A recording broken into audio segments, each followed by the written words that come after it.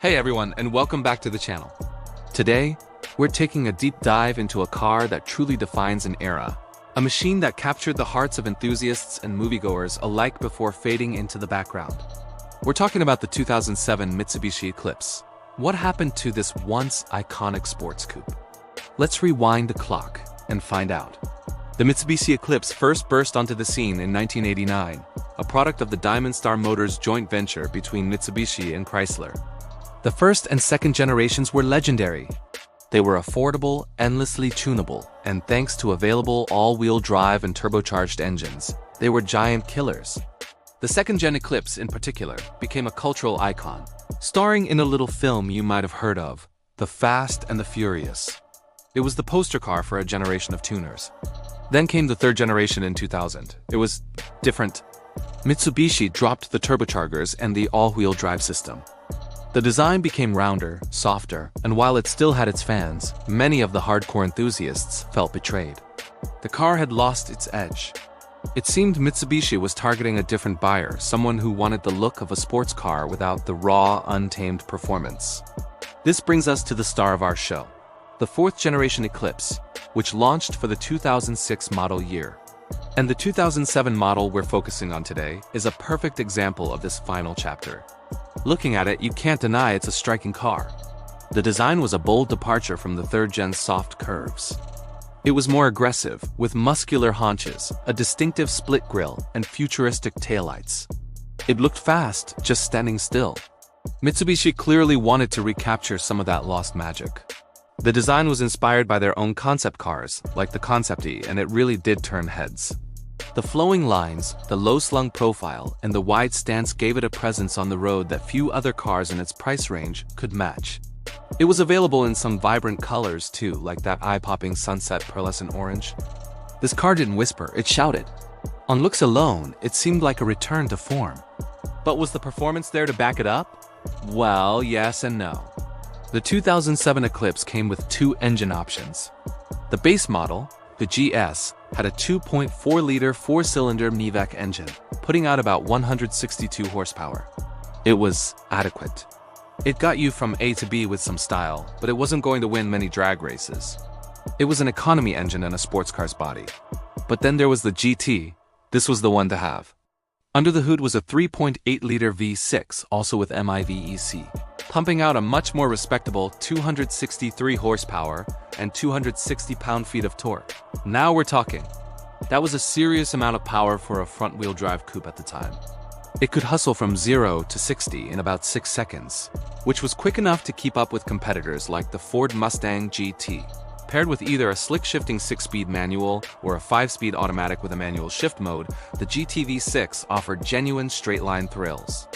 The engine had a deep, throaty growl that sounded fantastic.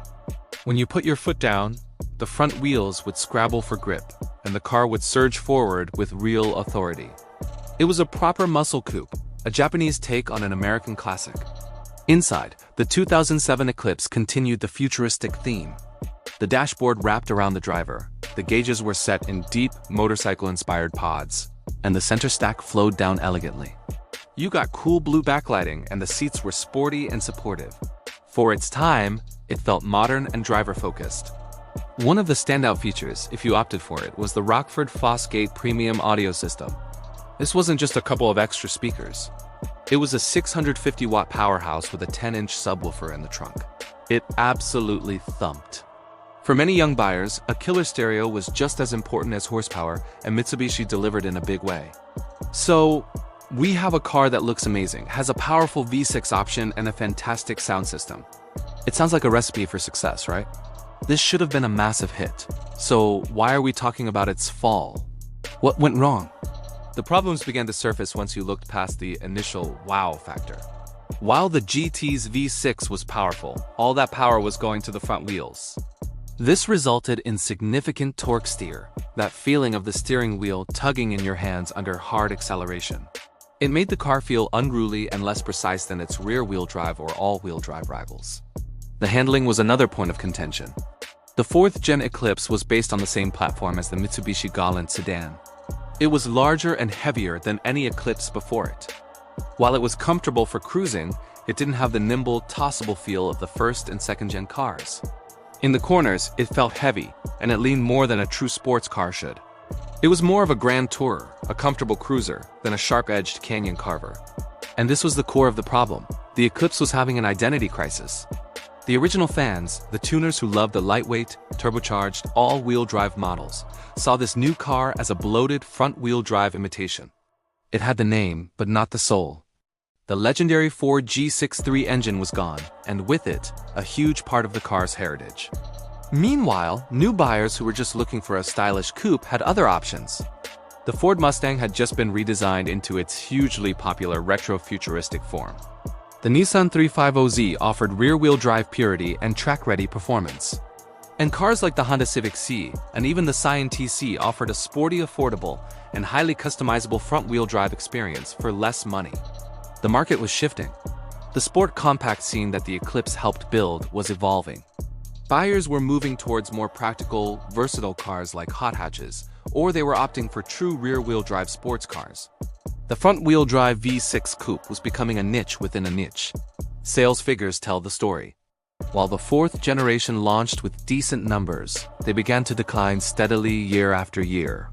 Mitsubishi tried to keep things fresh with minor updates and special editions, like the Spider convertible, but it wasn't enough to reverse the trend. The Great Recession hit the auto industry hard and expensive. Impractical coupes were among the first casualties on shopping lists. Ultimately, Mitsubishi made the tough decision to discontinue the Eclipse.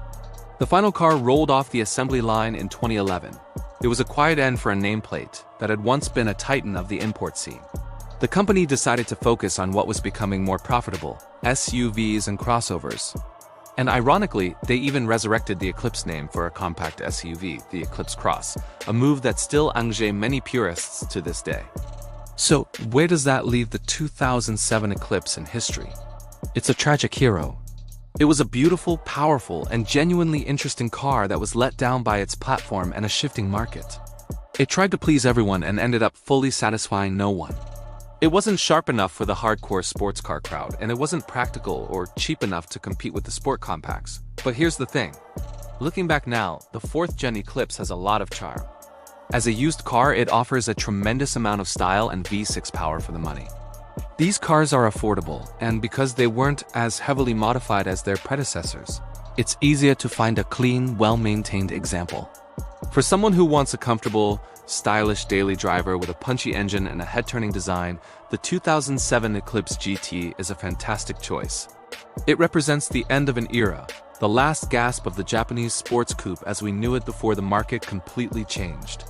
It's a reminder of a time when automakers were still willing to take risks on bold, expressive designs. The rise and fall of the Mitsubishi Eclipse is a cautionary tale about brand identity and market awareness. It shows that stunning looks and a powerful engine aren't always enough. The magic of the original Eclipse was its perfect balance of performance, affordability, and tuner-friendly potential. The final generation, for all its strengths, just couldn't replicate that magic formula. It was a good car, but it wasn't a great Eclipse. What do you guys think? Did you own a 4th Gen Eclipse? Do you think it deserved better, or was its fate sealed from the start? Let me know your thoughts down in the comments. I'd love to hear your stories and opinions. Thanks for watching, and if you enjoyed this trip down memory lane, be sure to hit that like button and subscribe for more content. We'll see you in the next one.